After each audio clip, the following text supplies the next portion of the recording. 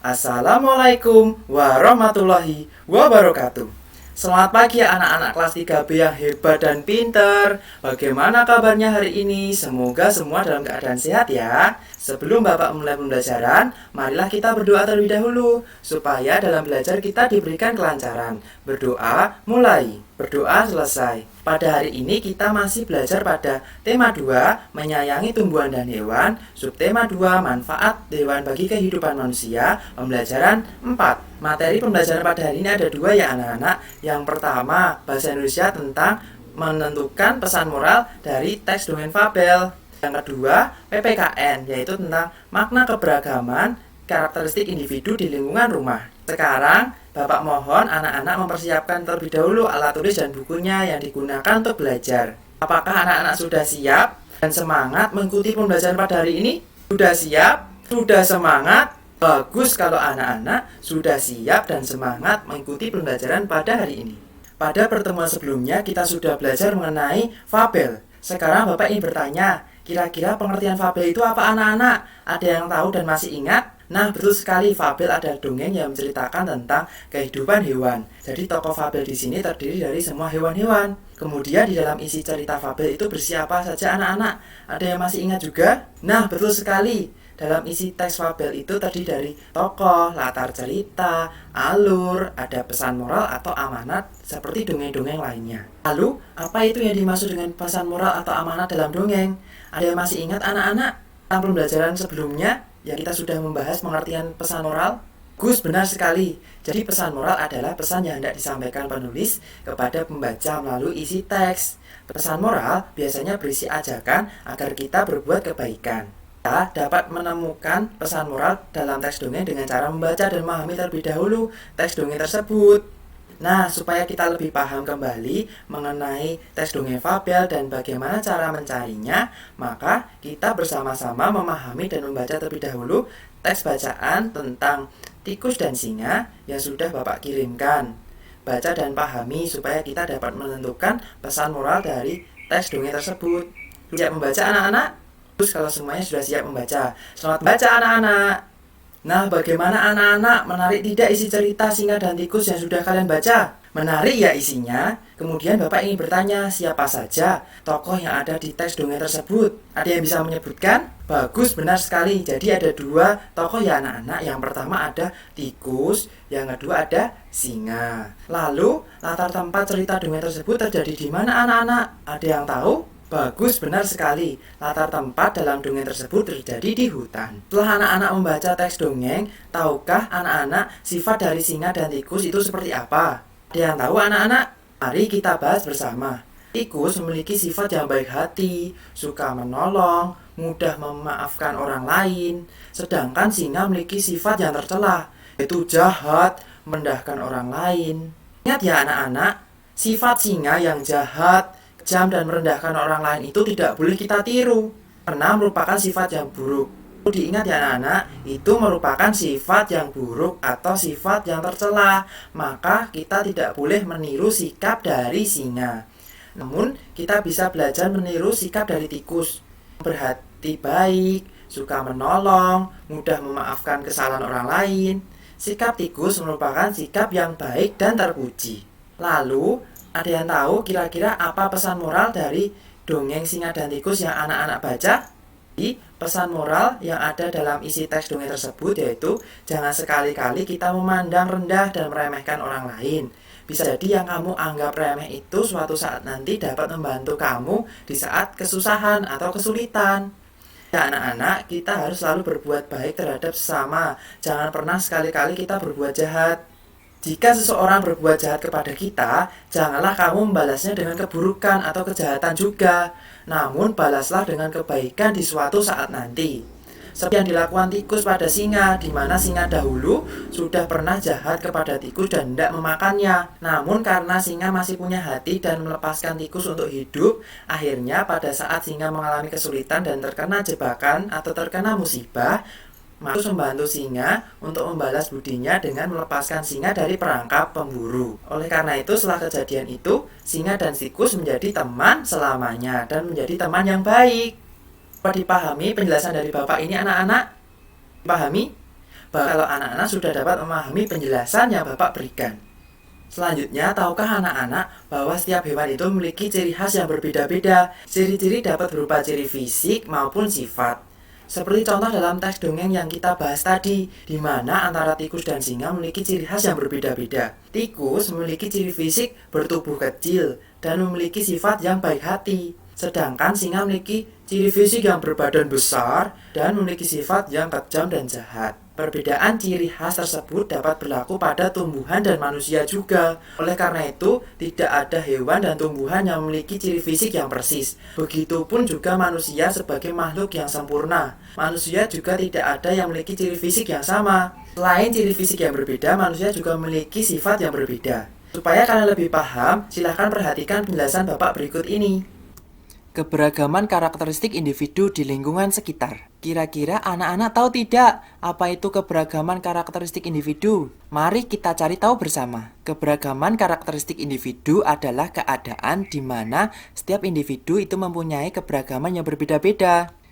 Macam-macam keberagaman karakteristik individu di lingkungan sekitar antara lain ada sifat, jenis kelamin, warna kulit, hobi, agama, dan usia.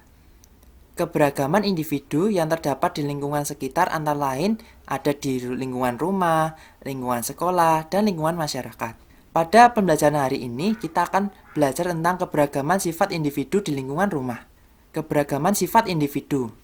Semua makhluk hidup memiliki sifat yang berbeda-beda antara satu dengan lainnya. Kira-kira anak-anak tahu tidak sifat itu apa? Sifat adalah ciri khas yang ada pada suatu individu untuk membedakan antara satu dengan yang lainnya. Keberagaman sifat individu. Setiap individu memiliki sifat masing-masing, dan kita harus menghargai perbedaan sifat tersebut. Saling menghargai perbedaan sifat individu merupakan penerapan sila kedua Pancasila yang berbunyi kemanusiaan yang adil dan beradab. Dengan lambang sila kedua yaitu rantai. Ini ya anak-anak lambang sila kedua rantainya. Contoh sifat manusia yang kita temukan di lingkungan sekitar. Yang pertama, sabar dan penyayang. Yang kedua, ramah. Yang ketiga, rajin. Yang keempat, suka menolong. Yang kelima, penyayang binatang. Yang keenam, jujur. Yang ketujuh, lucu atau ceria. Yang ke-8, dermawan. Yang ke-9, suka membantu orang tua. Dan yang ke-10 dan terakhir adalah pekerja keras. 10 sifat manusia ini sering kita temukan di lingkungan sekitar. Perhatikan gambar berikut ini. Keberagaman sifat keluarga di rumah. Ini adalah gambar keluarga Pak Beni ya anak-anak. Silahkan perhatikan gambarnya. Bapak ingin bertanya terlebih dahulu. Apakah semua anggota keluargamu memiliki sifat yang sama antara satu dengan yang lainnya? Kira-kira sama atau tidak anak-anak? Tentunya tidak, karena setiap individu memiliki sifat yang berbeda-beda untuk membedakan individu satu dengan yang lainnya. Seperti halnya keluarga Pak Beni ini. Si ayah dan Pak Beni ini memiliki sifat pekerja keras, rajin, tegas, dan penyayang. Sedangkan ibu memiliki sifat penyayang, baik hati, sabar, suka menolong. Kemudian si kakak memiliki sifat rajin, pemberani, penyayang, dan dermawan. Kemudian yang terakhir si adik memiliki sifat jujur, disiplin, penyayang, dan lucu. Perhatikan lagi gambar berikut ini. Gambar kakak dan beradik sedang berlari-lari dengan kucing. Walaupun memiliki sifat yang berbeda-beda, dengan adanya keberagaman tersebut, semua anggota keluarga antara kakak, adik, maupun ayah dan ibu harus saling belajar untuk memahami dan menghargai setiap perbedaan sifat satu dengan lainnya. Perbedaan ini menjadikan Indonesia menjadi negara yang kuat. Kenapa bisa disebut negara yang kuat? Ada yang tahu anak-anak? Karena itu membuktikan bahwa kita semakin kompak akan banyaknya keberagaman yang ada di Indonesia. Lalu, apa makna yang dapat diambil dari keberagaman individu? Ada yang tahu anak-anak? Makna keberagaman karakteristik individu. Yang pertama, kita lebih mengenal masing-masing karakter atau sifat orang lain di sekitar kita. Yang kedua, tumbuh rasa toleransi antar sesama kita. Yang ketiga, menumbuhkan rasa nasionalisme pada diri kita. Dan yang keempat, bahwa karakter atau sikap setiap individu di lingkungan sekitar sangat beragam karena mempunyai karakter atau sifat yang berbeda-beda. Hal penting yang perlu diingat oleh anak-anak semua. Ada 4 hal penting yang perlu kalian ingat ya anak-anak. Yang pertama, keanekaragaman sifat yang ada di lingkungan sekitar kita seharusnya dapat menjadikan kita lebih menghargai perbedaan tersebut. Dapat tetap bersatu dan menjadikan kita semakin dekat. Kemudian yang kedua, jangan jadikan perbedaan sifat yang ada untuk terpecah belah satu sama lainnya. Kemudian yang ketiga, berbuat baik terhadap sesama perlu dilakukan karena sebagai bukti bahwa kalian telah melakukan pengamalan sila Pancasila yang kedua, yaitu keadilan yang adil dan beradab dengan lambang rantai. Dan yang terakhir, jangan lelah untuk selalu berbuat kebaikan ya anak-anak. Selalu berbuat kebaikan dimanapun kapanpun dan terhadap sesama jangan membeda-bedakan. Apakah dapat dipahami anak-anak penjelasan dari Bapak ini? Sudah dapat dipahami? Bagus kalau anak-anak sudah dapat memahami penjelasan dari Bapak. Setelah Bapak menyampaikan seluruh materi pembelajaran pada hari ini, Bapak minta anak-anak untuk mengerjakan soal evaluasi yang sudah Bapak kirimkan. Kerjakan dengan baik dan sungguh-sungguh ya anak-anak, supaya kalian mendapatkan hasil yang maksimal. Selanjutnya Bapak ingin bertanya, apakah pembelajaran pada hari ini menyenangkan? Menyenangkan tidak anak-anak? Menyenangkan ya? Kira-kira hal apa saja yang sudah kita pelajari pada hari ini anak-anak? Ada yang masih ingat kita hari ini belajar apa saja? Nah, betul sekali, kita sudah belajar 2 pokok pembahasan pada hari ini. Yang pertama, kita tadi sudah belajar bahasa Indonesia tentang mencari dan menentukan pesan moral dalam teks dongeng yang berjudul Singa dan Tikus, sekaligus menentukan tokoh dan watak dalam teks tersebut.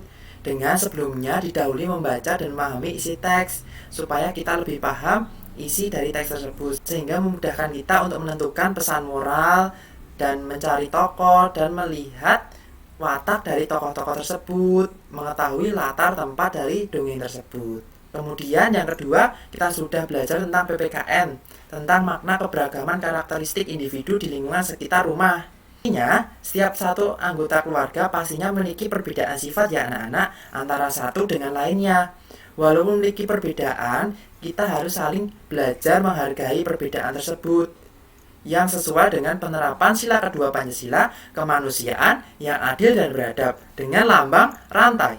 Sebelum Bapak menutup pembelajaran, malah kita berdoa terlebih dahulu agar ilmu yang kita dapatkan pada hari ini dapat bermanfaat. Berdoa mulai, berdoa selesai. Pesan dari Bapak, teruslah belajar dan gapailah segala cita-citamu untuk meraih masa depan yang lebih cerah. Semangat ya anak-anak, tetap jaga kesehatan dan selalu patuhi protokol kesehatan jika hendak berkegiatan. Terima kasih. Wassalamualaikum warahmatullahi wabarakatuh.